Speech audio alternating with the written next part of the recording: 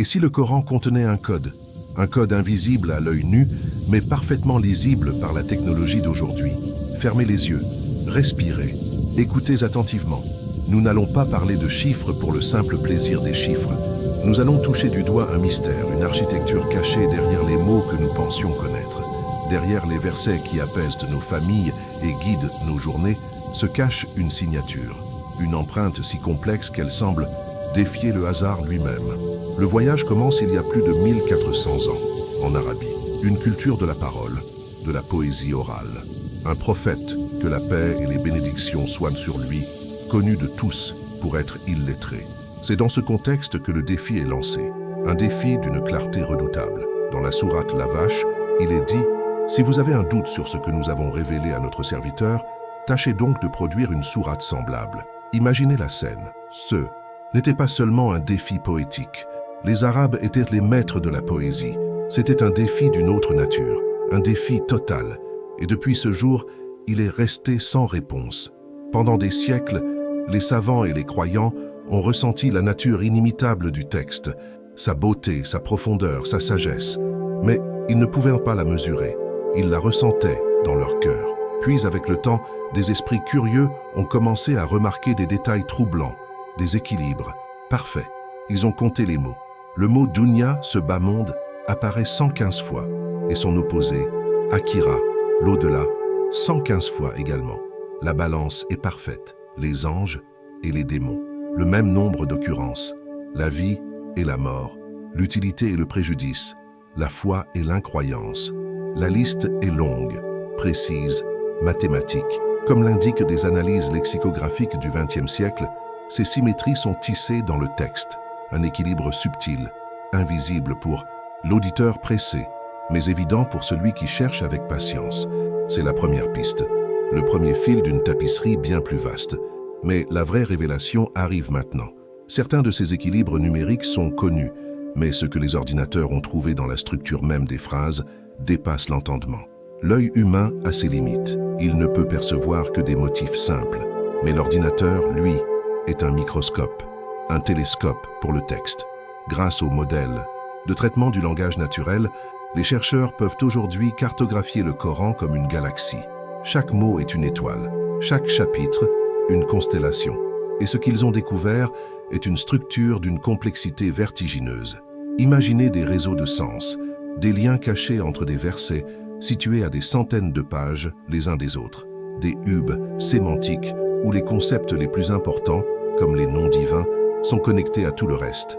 Ce n'est plus une simple ligne de texte, c'est une architecture vivante, une structure en 3 dimensions.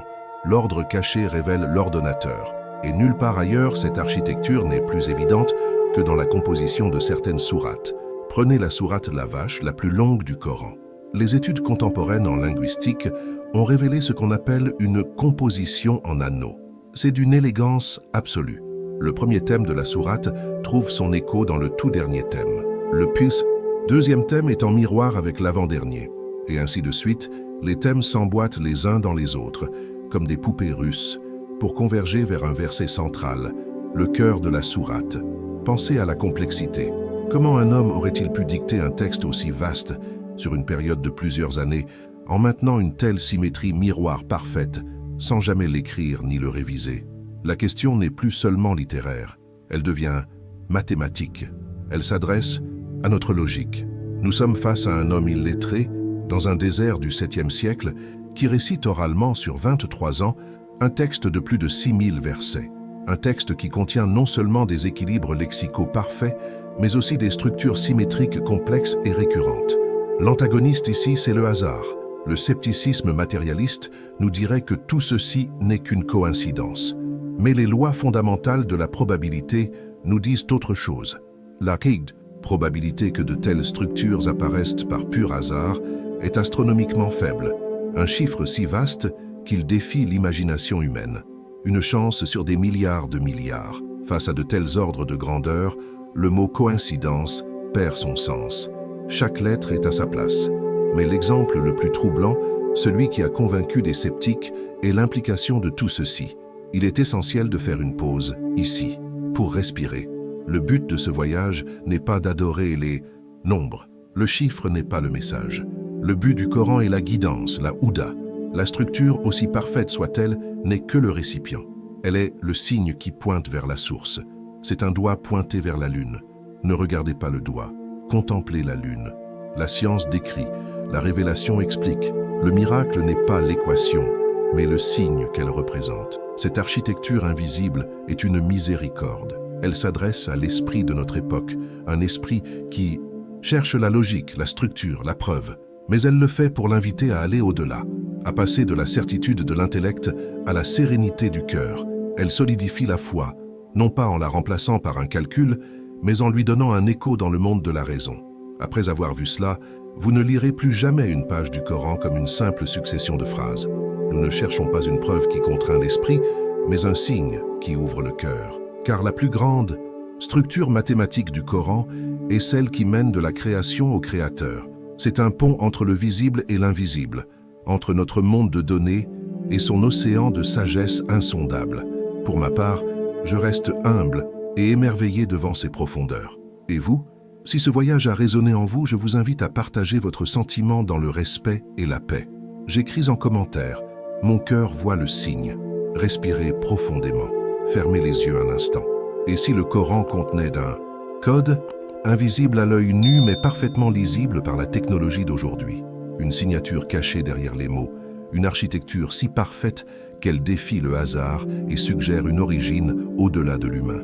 C'est un voyage entre la révélation et la raison que nous commençons ensemble. Imagine la scène, l'Arabie du 7e siècle, une culture de l'oralité où la poésie est reine et la mémoire, un trésor. Au milieu de ce monde, un homme connu pour être illettré, le prophète. Muhammad, que la paix et les bénédictions de Dieu soient sur lui, reçoit une révélation. Pendant 23 ans, verset par verset, sourate par sourate, un texte est transmis. Ce texte lance un défi éternel, un défi simple et direct. Dans la sourate La Vache, il est dit « Si vous avez un doute sur ce que nous avons révélé à notre serviteur, tâchez donc de produire une sourate semblable. » Un défi est lancé, un défi qui traverse les siècles. Depuis plus de 1400 ans, ce défi demeure. Il ne s'agit pas d'une joute poétique comme celle que les Arabes de l'époque chérissaient tant. Non, le défi est plus profond. Il touche à la nature même du texte, à son essence inimitable. Des générations de poètes et de maîtres de la langue ont essayé. Personne n'a réussi. Mais la vraie révélation arrive maintenant, car le miracle n'était pas seulement dans l'éloquence. Il était aussi caché, patient, attendant les outils capables de le lire. La première piste fut celle des nombres. Des chercheurs, bien des siècles plus tard, ont commencé à remarquer des équilibres surprenants, des équilibres parfaits. Pensez-y, le mot « dunya », ce monde d'ici-bas, apparaît 115 fois, et son contraire, « akira », l'au-delà, apparaît aussi 115 fois. La balance est parfaite, tu le sens, n'est-ce pas? Cette précision silencieuse, ce n'est pas un cas isolé. Le mot « ange » apparaît 88 fois, tout comme le mot « démon ». Le mot « homme » est mentionné 23 fois, et le mot « femme » également 23 fois, en référence au paire de chromosomes. Des dizaines d'exemples comme ceux-ci ont été découverts grâce à ce que les études nomment des analyses lexicographiques. Une symétrie lexicale qui tisse une toile de sens sous la surface du texte. L'ordre caché révèle l'ordonnateur. Certains de ces équilibres numériques sont connus, mais ce que les ordinateurs ont trouvé dans la structure même des phrases dépasse l'entendement. Ce que l'œil humain ne pouvait voir, les algorithmes peuvent le cartographier. L'ordinateur est devenu le microscope du texte. Grâce au modèle de traitement du langage naturel, des chercheurs ont pu visualiser le Coran non plus comme une ligne de texte, mais comme une galaxie de points connectés. Un réseau sémantique où chaque mot, chaque concept est un astre, relié aux autres par des liens de sens et de récurrence. Au centre de cette galaxie, les noms divins brillent comme des soleils, irradiant de leur lumière l'ensemble de la structure. C'est une beauté mathématique qui émerge du livre sacré, une beauté qui était là depuis le début, attendant notre siècle pour se dévoiler. Mais l'exemple le plus puissant est peut-être celui de la structure en miroir. On l'appelle aussi la composition en anneaux. C'est une technique littéraire où les thèmes du début d'un passage répondent à ceux de la fin, et ainsi de suite, jusqu'à converger vers un message central. La sourate La Vache, la plus longue du Coran, est un chef-d'œuvre de cette architecture. Imaginez plier la sourate en deux. Le premier thème, la foi en l'invisible, trouve son écho dans le tout dernier thème. Le deuxième thème, la création et le savoir, répond à l'avant-dernier. Et ainsi de suite, les thèmes se répondent en un miroir parfait pour arriver au cœur de la sourate. Le verset du trône et le changement de la direction de la prière, un pivot pour la communauté. Une structure d'une complexité immense, maintenue sur plus de 280 versets. Comment un homme dictant ses paroles sur 23 ans dans des contextes si variés, de la persécution à la victoire, de la paix à la guerre, aurait-il pu maintenir une telle architecture secrète et parfaite? La question se pose d'elle-même. L'antagoniste de cette histoire est une idée. L'idée que tout ceci ne serait que le hasard, une simple coïncidence. Mais les lois fondamentales de la probabilité nous disent autre chose. La probabilité que de telles structures apparaissent, par pur hasard, est astronomiquement faible. Un chiffre si vaste qu'il défie l'imagination humaine. Une chance sur des milliards de milliards. Face à de tels ordres de grandeur, le mot coïncidence perd son sens. Chaque lettre est à sa place. Il est essentiel de faire une pause ici, pour respirer. Le but de ce voyage n'est pas d'adorer les nombres. Le chiffre n'est pas le message. Le but du Coran est la guidance, la houda. La structure, aussi parfaite soit-elle, n'est que le récipient. Elle est le signe qui pointe vers la source. C'est un doigt pointé vers la lune. Ne regardez pas le doigt. Contemplez la lune. La science décrit, la révélation explique. Le miracle n'est pas l'équation, mais le signe qu'elle représente. Cette architecture invisible est une miséricorde. Elle s'adresse à l'esprit de notre époque, un esprit qui cherche la logique, la structure, la preuve, mais elle le fait pour l'inviter à aller au-delà, à passer de la certitude de l'intellect à la sérénité du cœur. Elle solidifie la foi, non pas en la remplaçant par un calcul, mais en lui donnant un écho dans le monde de la raison. Après avoir vu cela, vous ne lirez plus jamais une page du Coran comme une simple succession de phrases. Nous ne cherchons pas une preuve qui contraint l'esprit, mais un signe qui ouvre le cœur. Car la plus grande structure mathématique du Coran est celle qui mène de la création au Créateur. C'est un pont entre le visible et l'invisible, entre notre monde de données et sons, océan de sagesse insondable. Pour ma part, je reste humble et émerveillé devant ces profondeurs. Et vous, si ce voyage a résonné en vous, je vous invite à partager votre sentiment dans le respect et la paix.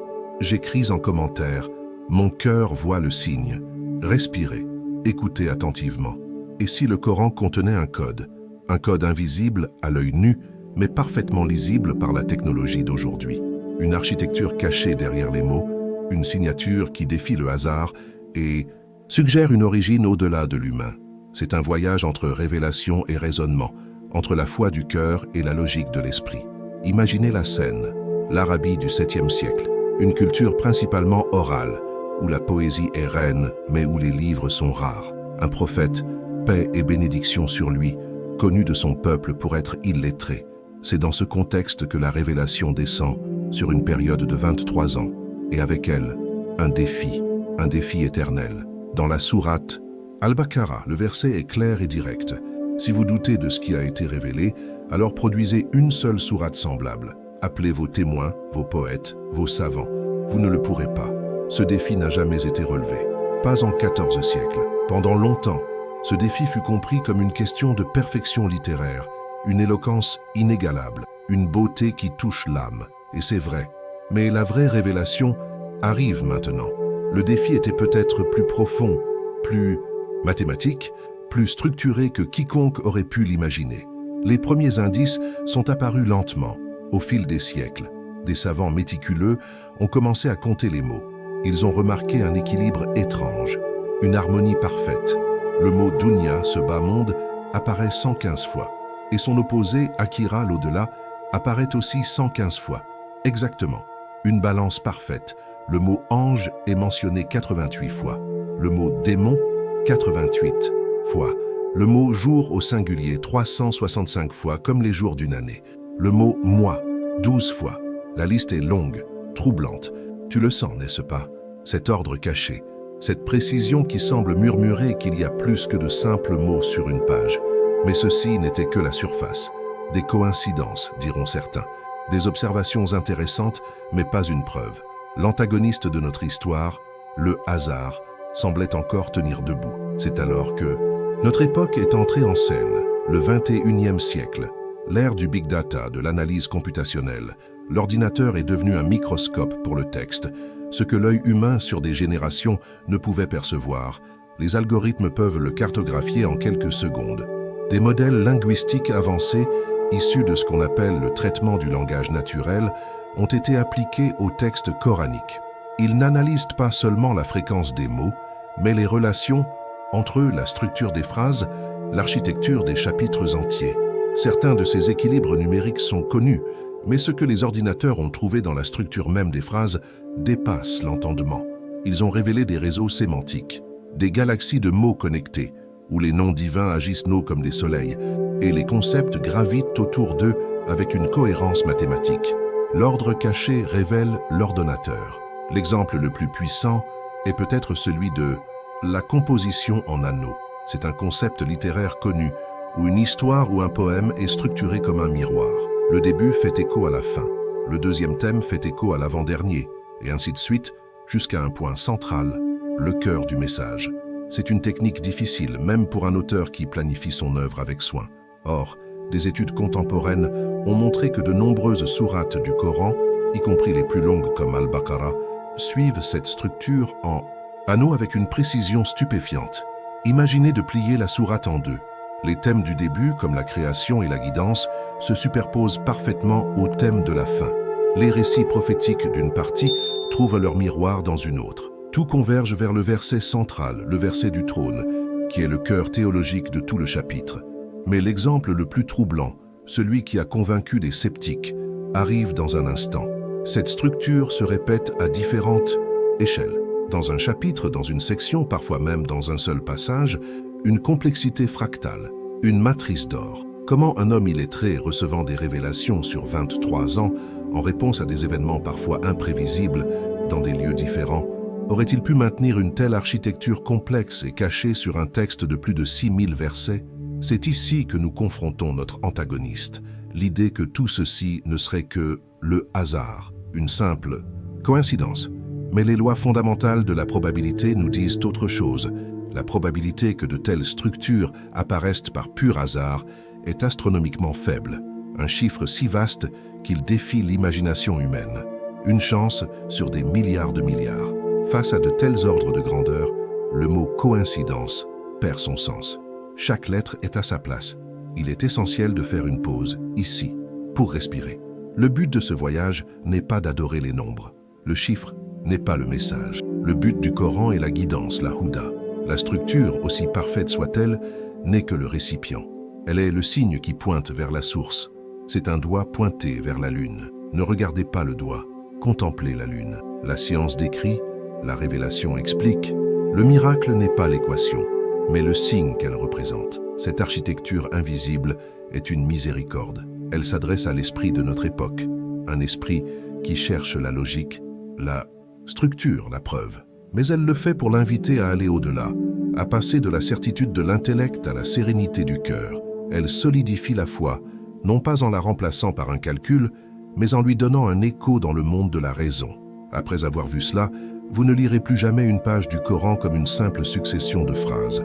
Nous ne cherchons pas une preuve qui contraint l'esprit, mais un signe qui ouvre le cœur, car la plus grande structure mathématique du Coran est celle qui mène de la création au Créateur. C'est un pont entre le visible et l'invisible, entre notre monde de données et son océan de sagesse insondable.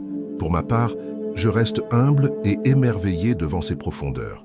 Et vous, si ce voyage a résonné en vous, je vous invite à partager votre sentiment dans le respect et la paix.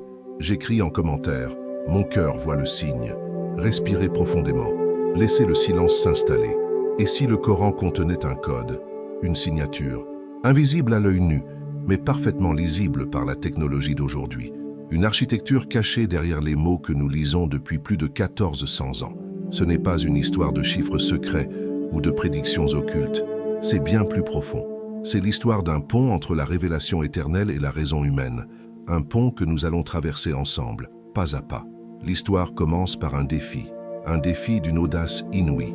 Au cœur de la sourate, la vache, le Coran déclare, avec une confiance sereine: si vous avez un doute sur ce que nous avons révélé à notre serviteur, tâchez donc de produire une sourate semblable. Ce défi n'a jamais été relevé.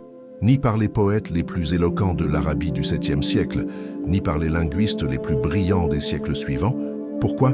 Parce que le défi n'était peut-être pas seulement poétique, il était structurel. Pendant des siècles, les savants et les croyants ont senti cette perfection, une harmonie, une cohérence interne qui défiait les circonstances de sa révélation, dictée sur 23 ans, au gré des événements, par un homme connu pour être illettré. Mais ce n'était qu'une intuition, une affaire de cœur. Puis, les premières pistes sont apparues, des pistes numériques. Des chercheurs ont commencé à compter les mots, des choses simples. Ils ont remarqué des équilibres stupéfiants. Prenez le mot « dunya », ce monde d'ici-bas. Il apparaît 115 fois.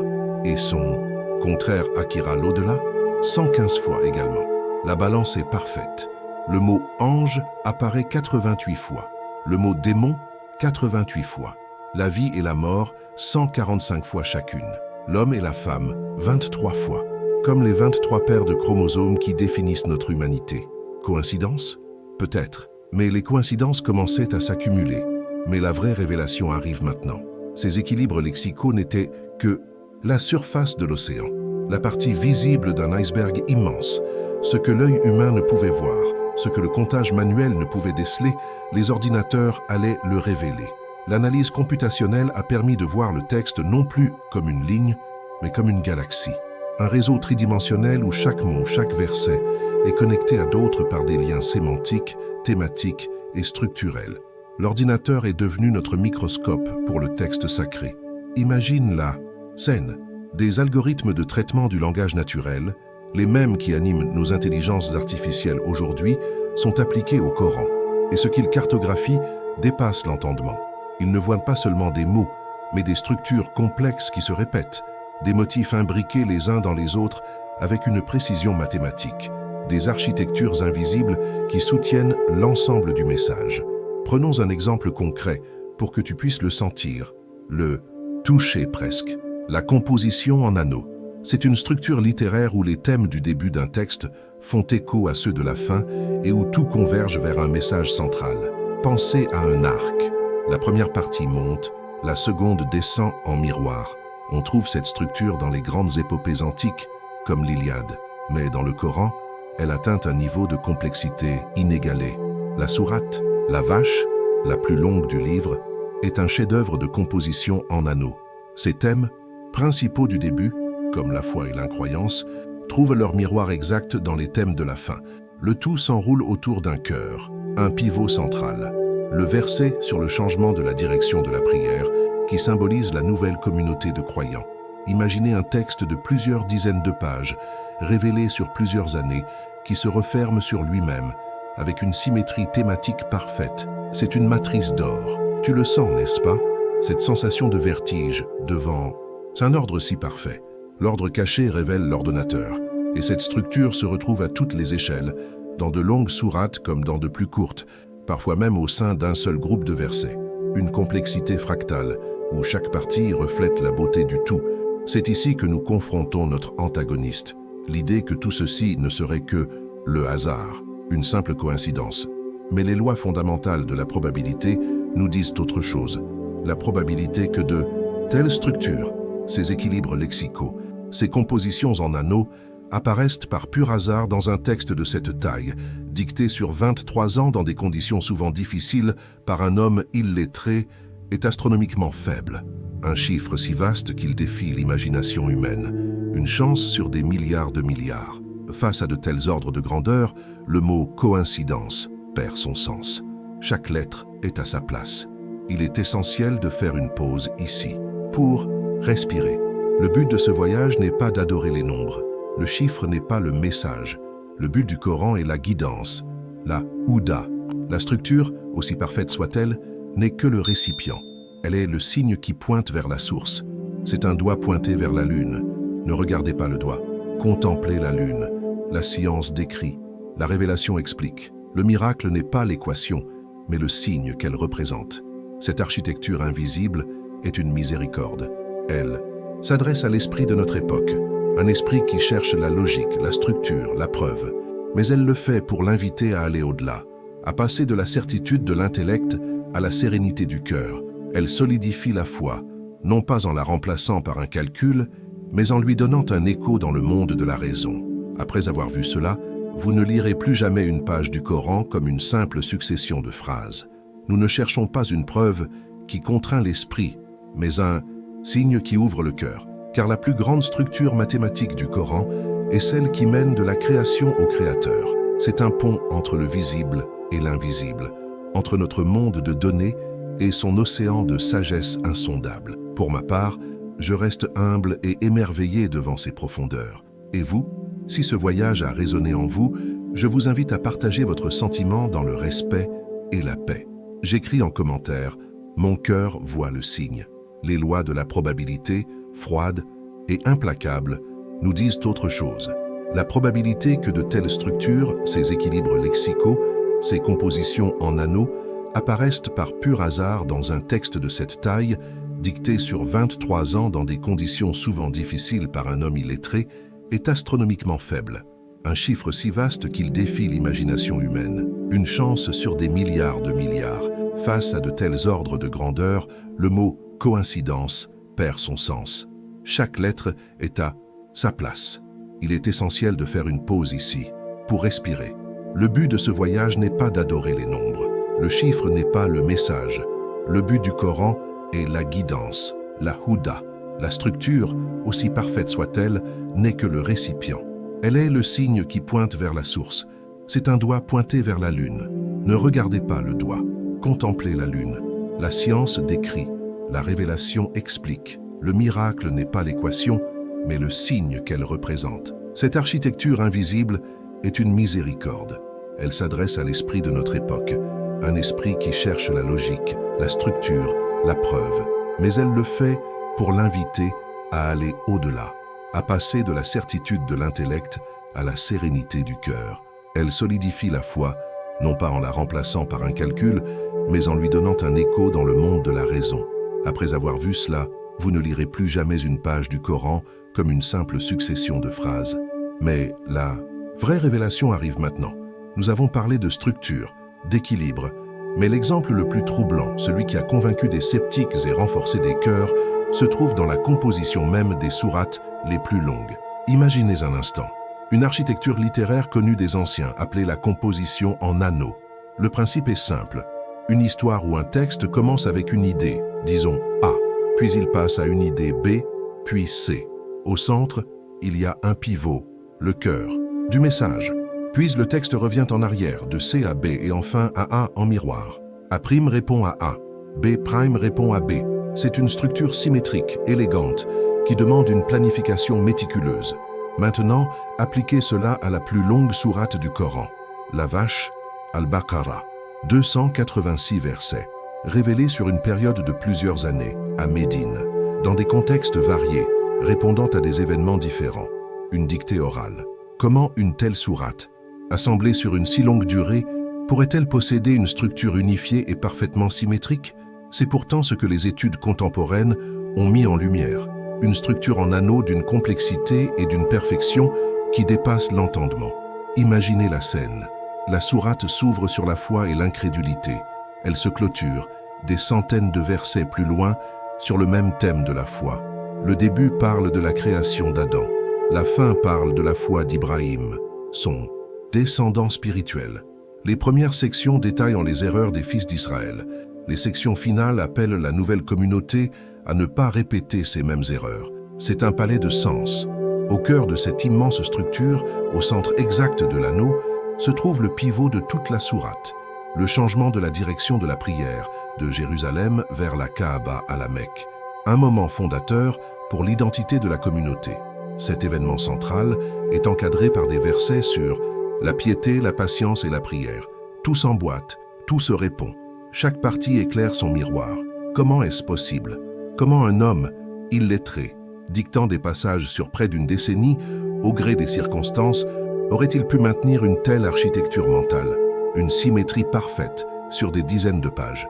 C'est comme construire une cathédrale sans plan, en posant une pierre aujourd'hui, une autre dans 3 ans, et découvrir à la fin que l'édifice est d'une symétrie parfaite. Le hasard ne produit pas de cathédrale.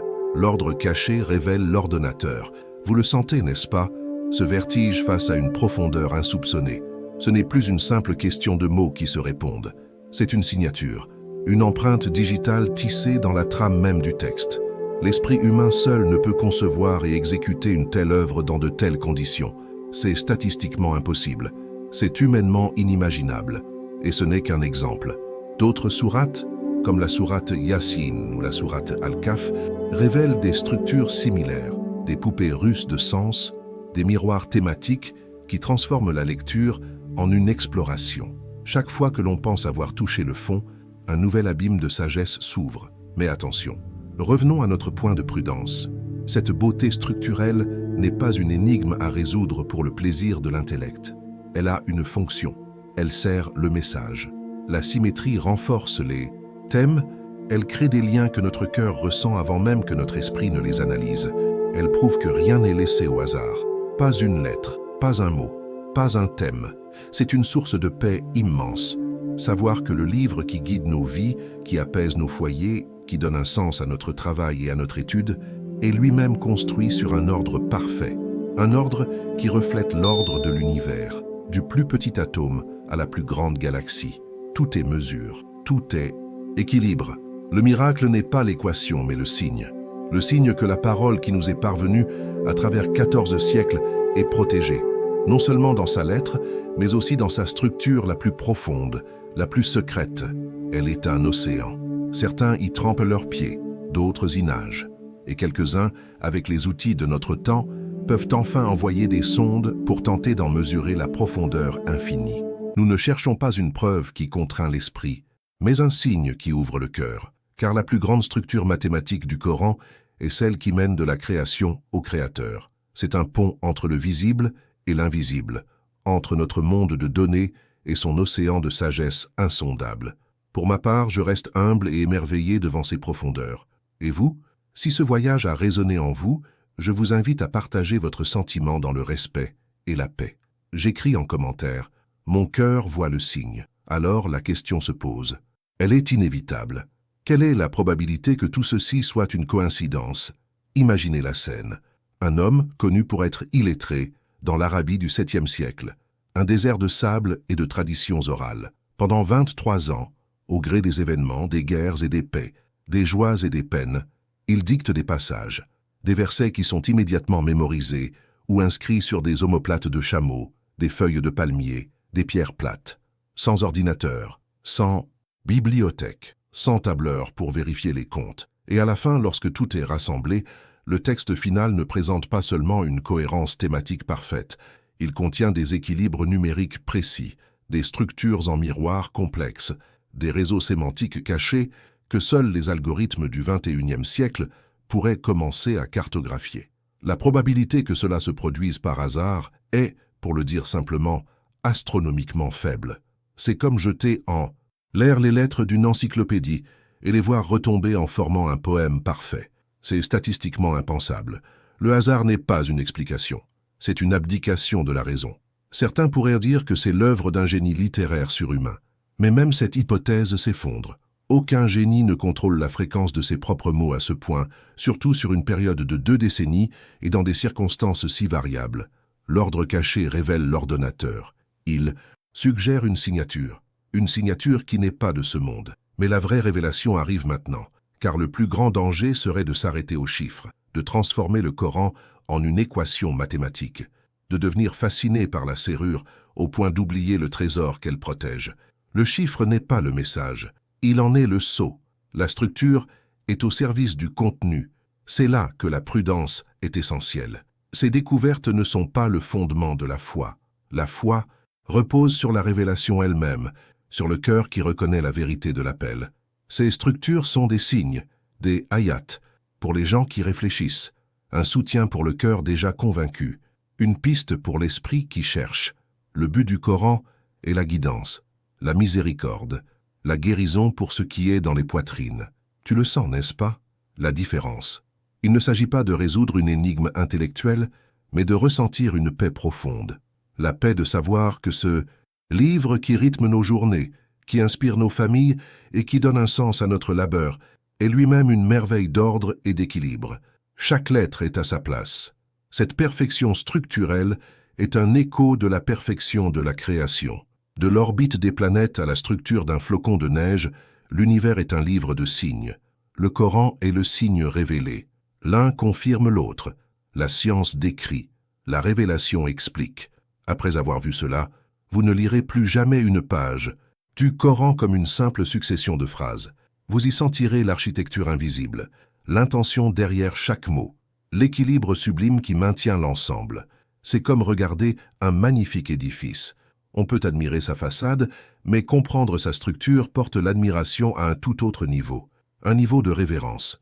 Nous ne cherchons pas une preuve qui contraint l'esprit, mais un signe qui ouvre le cœur, car la plus grande structure mathématique du Coran est celle qui mène de la création au Créateur. C'est un pont entre notre monde de données et son océan de sagesse insondable. Pour ma part, je reste humble et émerveillé devant ces profondeurs, qui nous rappellent que la parole divine est un océan sans rivage. Si ce voyage a touché quelque chose en vous, je vous invite à partager votre sentiment dans le respect et la sérénité.